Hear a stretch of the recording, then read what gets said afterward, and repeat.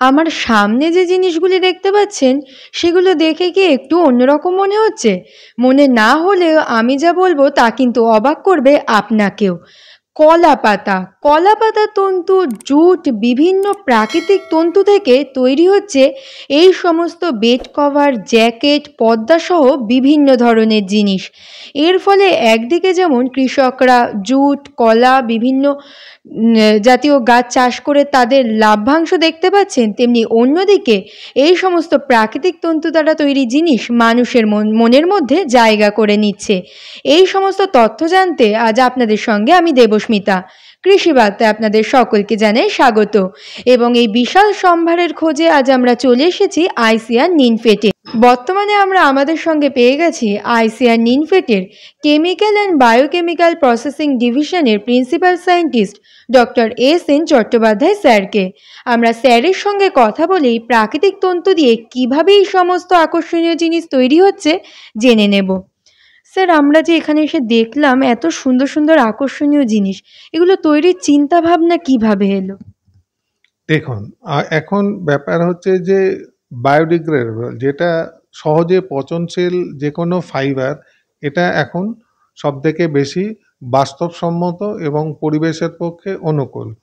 কারণ এখন synthetic fibre নানা রকম সমস্যা তৈরি করছে এবং এই সমস্যা থেকে যেটা দাঁড়াচ্ছে, আমাদের প্রকৃতি এবং আমাদের প্রকৃতির সমস্ত কিছু সৃষ্টি, যেগুলো জল থেকে, হাওয়া থেকে, বাতাস, মাটি সব কিছুকে দূষিত করছে।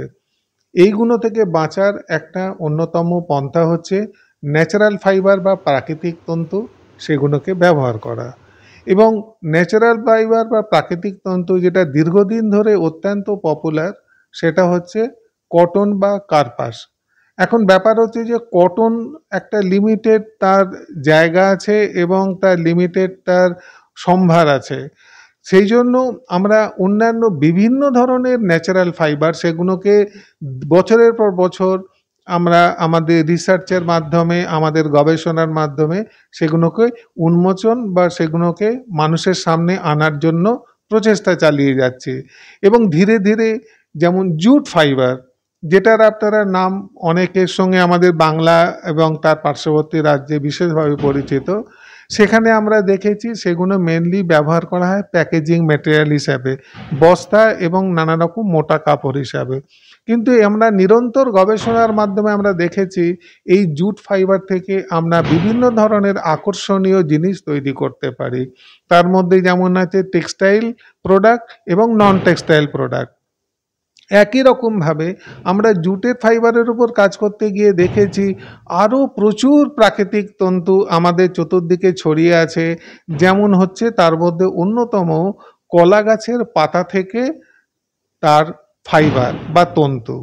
এবং এই তন্তুকে আমরা বিভিন্ন রকম পদ্ধতির মাধ্যমে, যখন কলা গাছ থেকে কলা পড়ে যায় তখন তার থোড়টা পড়ে থাকে এবং সেই থোড়ের বিভিন্ন অংশ থেকে আমরা বিভিন্ন বৈজ্ঞানিক পদ্ধতিতে আমরা তার থেকে প্রাকৃতিক তন্তু বার করতে বার করতে আমরা পেরেছি।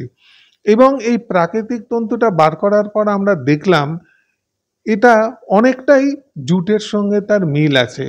জুটকে যেমন আমরা বলি লিগনোসেলুলোজিক ফাইবার, কারণ এর মধ্যে তিনটে পদার্থ থাকে, একটা সেলুলোজ, হেমিসেলুলোজ এবং লিগনিন। একই রকমভাবে এই ব্যানানা বা এই কলা গাছের পাতা থেকে বা কলা গাছের থোড় থেকে যে প্রাকৃতিক তন্তুটা আমরা পাচ্ছি, সেটাও কিন্তু একই ধরনের। এবং আমরা দেখলাম যে এই তন্তুটাকে কিভাবে ব্যবহার করা যেতে পারে, কারণ তন্তুটা জুটের থেকে সামান্য একটু মোটা এবং একটু শক্ত ধরনের। তো সেই জন্য আমরা দেখলাম এটা তো শুধু একা এর দিয়ে যদি সুতো তৈরি করি একটা মোটা কাপড় তৈরি হবে।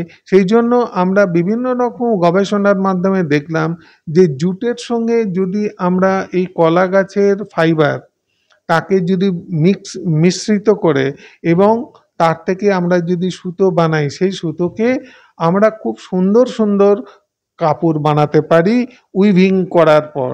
এটা হ্যান্ডলুমেও হতে পারে, এটা পাওয়ারলুমেও হতে পারে।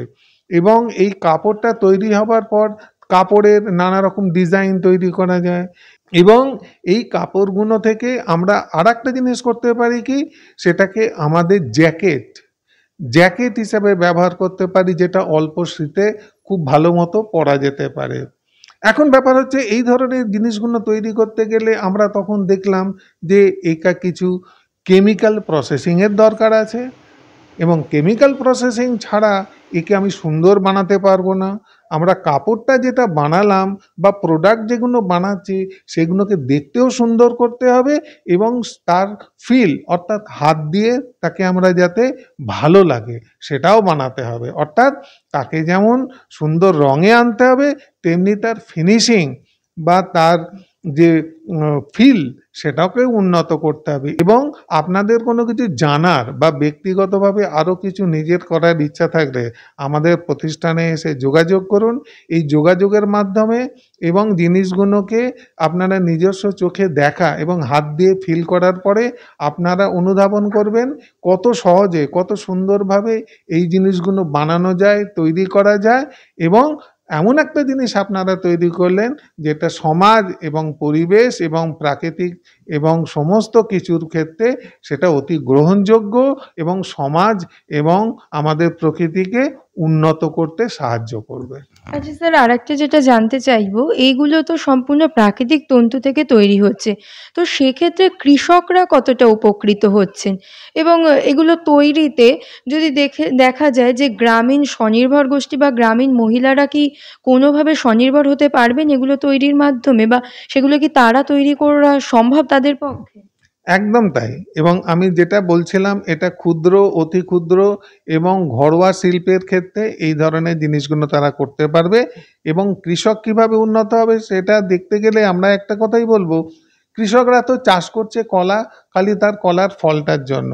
কিন্তু তারপরে যে থোর বা বড় অংশটা তাদের কাছে পড়ে থাকছে এবং সেটা যেমন তাদের কাছে একটা সমস্যা, তেমনি সেটা কোথায় ফেলবে সেটাও একটা সমস্যা।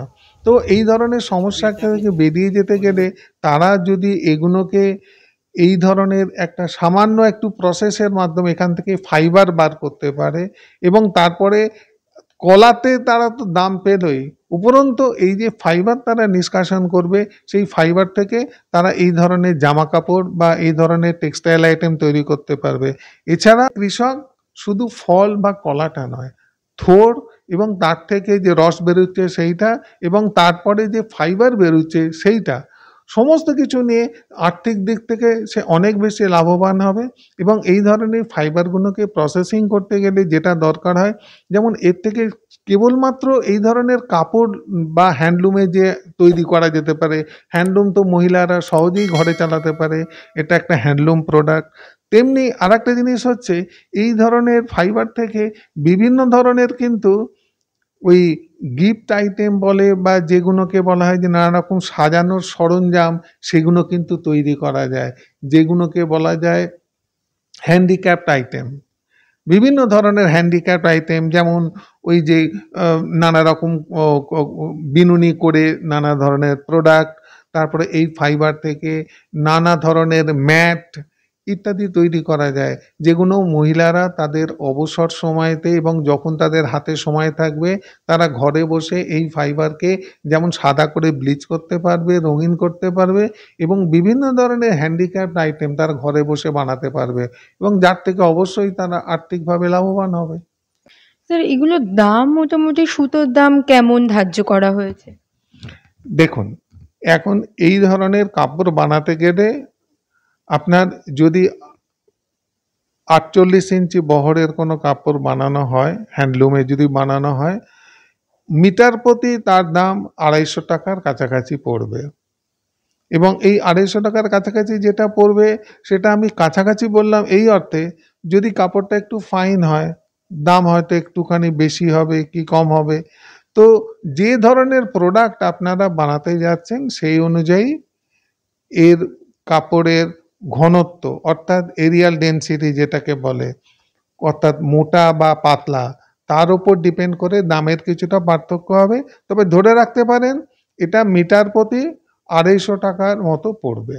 এই ধরনের জিনিস থেকে কিভাবে বিভিন্ন রকম প্রোডাক্ট বানাতে হয় সেই ধরনের ট্রেনিং এখানে কিন্তু দেয়া হয়, এবং তার মাধ্যমে মহিলারা এবং আনএমপ্লয়েড ইউথ যারা তারা কিন্তু উপকৃত হতে পারেন। আমরা এতদিন পর্যন্ত নারকেল গাছকে কল্পতরু গাছ হিসাবে জানতাম, কারণ নারকেল গাছের প্রতিটি অংশই কিন্তু ব্যবহৃত হয়।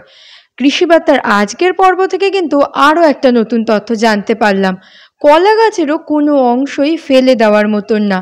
কলা গাছের কলা নেওয়ার পর কৃষক যেমন লাভ পেয়ে থাকেন, তেমনি কলা নেওয়ার পরও ওই থোর অংশটি থেকেও কিন্তু কৃষক এই ধরনের জিনিস তৈরিতে এক্সট্রা লাভ পেয়ে থাকতে পারেন। তাই আমাদের আশেপাশের কোনো জিনিসই ফেলে দেওয়া নয়, সঠিকভাবে সঠিক চোখে দেখে প্রত্যেকটি জিনিসকে আমরা যদি পুনর্ব্যবহার করতে পারি, তবে কিন্তু সেখান থেকেও আমরা প্রয়োজনীয় জিনিস পেতে পারি। এবং আপনারাও যারা এই ধরনের ট্রেনিংয়ের সাথে যুক্ত হবেন বলে ভাবছেন, তারা অবশ্যই আইসিআর নিনফেটে যোগাযোগ করলে এই ধরনের ট্রেনিং পেয়ে যাবেন। এরকম আরও নতুন নতুন তথ্য জানতে অবশ্যই আমাদের কৃষিবার্তা চ্যানেলটিকে সাবস্ক্রাইব করে বেল আইকনটি প্রেস করে রাখুন, যাতে সবার প্রথমে নোটিফিকেশনটি আপনার কাছেই পৌঁছে যায়। নমস্কার।